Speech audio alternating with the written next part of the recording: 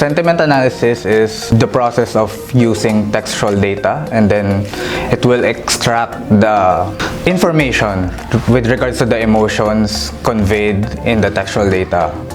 As for the C games, we tried to determine the tweets if it has a negative or positive emotions behind it. So we just tried to know what's the emotions of the netizens with regards to the C games. The technology that we used for this workflow is the text classification using PyTorch library.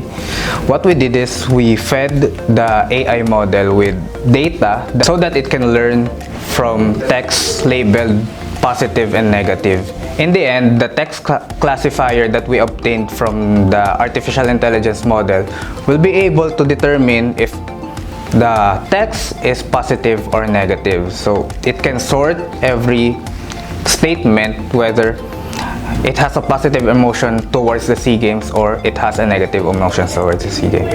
For the C games workflow, we use RAX Editor, which is a robotic process automation tool. It is tasked to get the real-time Twitter feed and process the said tweets using sentiment analysis. We also have RAX Agent that schedules the workflow to be run on a specific schedule, so you don't have to worry about running it manually. We came up with this project because we wanted to know the general feel of the public with regards to the C games. So I think it is important for people to know the feelings of their audiences, and it can be translated to products of companies or to the services of companies.